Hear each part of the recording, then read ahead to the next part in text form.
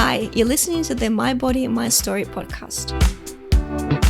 Like nobody sort of went to university or anything, so I think going to university and becoming a doctor and then becoming a specialist was a massive achievement, because it was something that I never thought that I'd be able to do, but I always really wanted to do. This is the 45 over 45 chapter, where we celebrate rule breakers and role models, the women who inspire us to live life our way and to show their sensuality, beauty, soul, and true essence. I'm your host, Alina, and I'm interviewing 45 women over the age of 45 while they're sitting in my makeup chair and getting their makeover for the project's photo shoot. Here we talk about what it's like to be 45 plus, adjusting to the changes that come with time, and we'll listen to the stories of our participants. If you have an interesting story to share, we'd love for you to participate. You can email us on info@alexandrawalker.com, and that's Alexandra spelled with a KS, or visit our website alexandrawalker.com. Dawn, thank you for coming today. I'm really excited to hear your story. Now that you're in my makeup chair, I'll be doing your hair and makeup, and while we do that, how about you tell us a little bit about yourself? Okay. So I'm 47. I am married and I've got 3 children. I'm a doctor. I'm an emergency physician at Royal Prince Alfred Hospital. Wow. I am really fit and healthy. I sort of cycle every day. I just recently did an endurance cycling race, and I think getting older has kind of made me want to focus more on my health and things like that, and also try and take back some time for yourself, me. Right? Yeah, because I feel like I've got 3 children and my husband's blind and I work full time, and I'm also involved in the education program of doctors at the hospital. Yeah, so it's a lot of giving. So I sort of feel like you need time. And that for me, sort of exercising, getting up early and going and doing something, it's a bit more of me time. Did you start that recently, or? Yeah, about 2.5 years ago, I had a lump in my neck, and it turned out to be a cancer, and it wasn't as bad. It wasn't that bad, but it was a bit of a wake-up call, because I realised that I wasn't doing anything for myself anymore, and That's right. I wasn't looking after myself. It was time to focus on you. So it was sort of a bit, I feel like I was taking my life back. Yeah. I can't explain it. And you feel like it's what the changes you've made, they definitely made a difference for you. I'm so much more healthy, but it's also really helped my sort of concentration and my mood and my energy. Have you always wanted to be a doctor? I never wanted to be anything else, really. My whole life I wanted to be a doctor, and I wanted to work in the emergency room. Yeah. So you could say that this is your passion, so you are passionate about that the most, or is there any other sort of passion in your life? Obviously. I guess I'm really passionate about my work and my family. So everyone knows that with age we change, but what positive changes have you experienced as you grow older? Probably the biggest thing is I've started to look after myself more, and I think that's been sort of really important. I'm probably stronger and fitter than I've ever been in my life, and I'm not studying anymore. Like I studied, and then I did specialist training, and then while I was doing training I had 3 children, and my husband's blind, so I think having that, probably I've got a bit more time for me, has probably been the biggest positive change. And just I seem to really enjoy simple things now. Appreciating what appreciate really matters more. Yeah. would have been hard to change going from being a doctor, so you're taking care of others all the time, to change your thinking and start to actually look after yourself. Yeah, it was really hard. And it wasn't until that, I had a bit of a health scare that I started to really put effort into it. I sort of realised I wasn't living my best life. Yeah. And I'd sort of kind of forgotten who I was as well. Yeah. Because you become like somebody's mother, and I'm a doctor and I'm a wife, but I sort of kind of forgot who I was. Yeah, yeah. Everyone else gets the priority, but not yourself. Yeah. So what is the biggest challenge you're experiencing at this current age? I think facing 50 is quite hard. Yeah. Because 50, back when I was younger, 50 was like old, and I don't feel old. It's like your mentality doesn't change, just you look in the mirror like, hang on, I thought I was 25. How are you trying to convince yourself that it's okay? Like, do you have a strategy or anything, or...? Not really. I've tried to ignore it, and I've tried to embrace it. Yeah. So which is working better?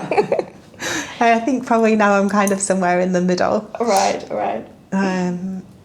I like that. Embrace it doesn't work. Okay, let's ignore it. See where that takes me.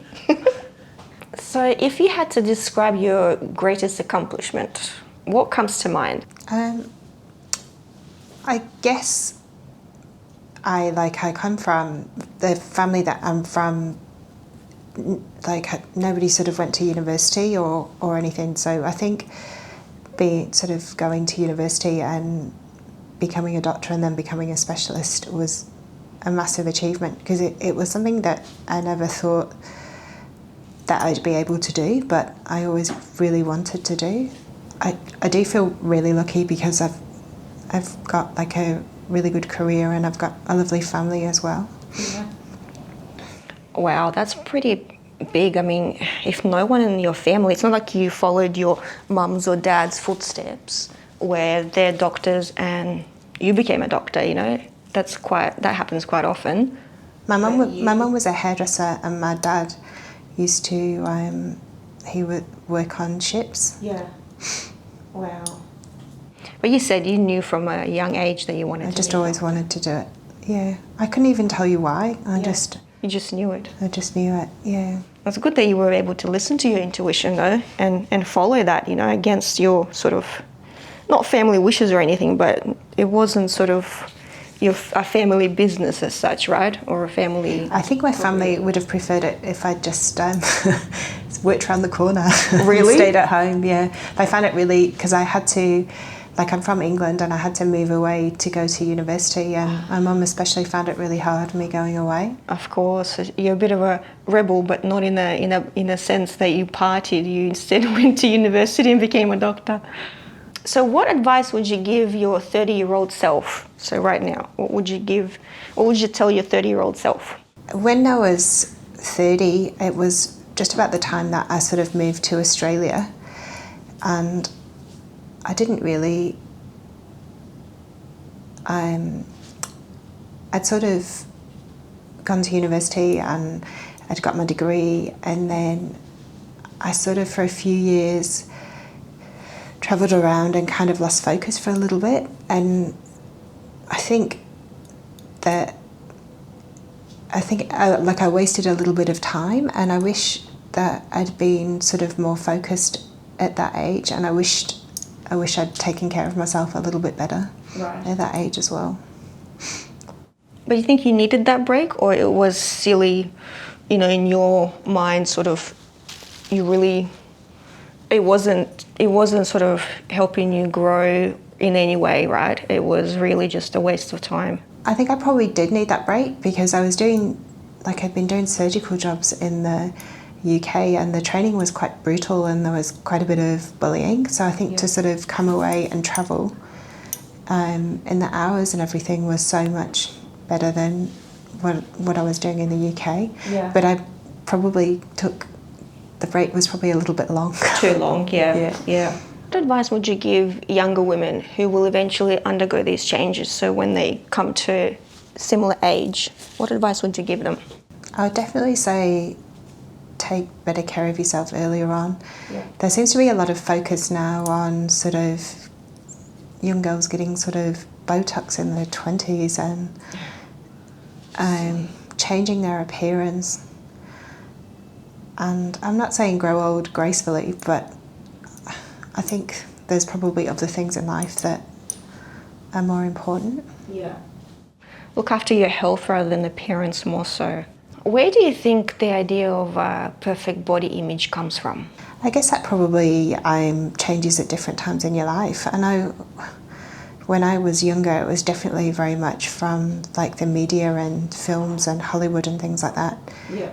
But now sort of my perfect body image would be like sort of more athletic and healthy. Yeah. And I think that's probably changed as I've got older, that because my priorities have changed. Yeah, you started to prioritize your health more so than the appearance, but then the appearance followed. You know, you became fitter and toned and you feel good, you look good.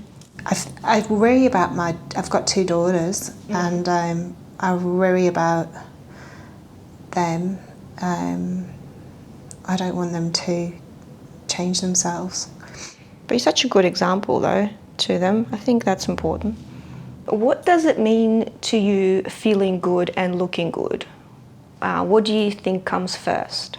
I think they're probably both intertwined, because I think that if I sort of feel healthy, then I look sort of better on the outside and it gives me more confidence.